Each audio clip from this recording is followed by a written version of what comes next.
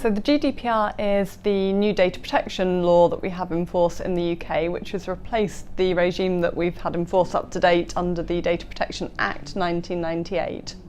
And like our previous law, it is the bit of the law that tries to achieve a balance between the fact that organisations and businesses need to be able to use individuals' personal data to perform their functions, to provide goods and services. But as individuals, we also have a right to ensure that we have some degree of knowledge and control over who uses our data and what for. Well, the key watchword in relation to the way that businesses interact with customers is probably going to be transparency.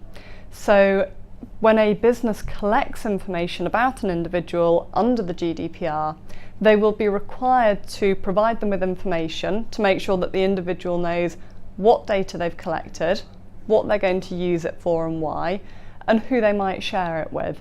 And one of the other things that they have to tell the individual is the rights that the individual has under the law to try and control the way that their data is used. So under the GDPR, businesses also need to think about how they handle their employee data, because that's also caught by the legislation.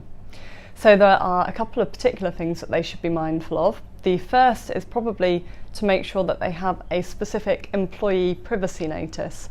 So something that would sit on their staff intranet or within their staff handbook, and that explains for the staff how their information might be collected, how it might be used, who else it might be shared with.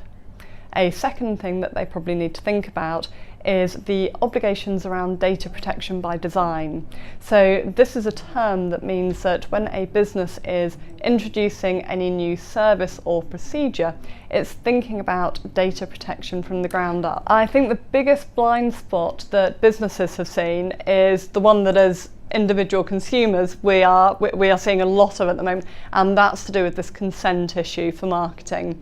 So there is a huge amount of misunderstanding as to when we actually need to get consent to use people's personal data. So at the moment, I'm sure you've all experienced exactly the same as I have, that your inbox is being absolutely flooded with emails from people saying if you don't consent, we can never contact you again. And people are getting that wrong in a variety of ways. So the law does say in certain circumstances, yes, you do need to get consent to use people's personal data. And the primary incident that obligation really kicks in is in relation to sending email marketing to consumers.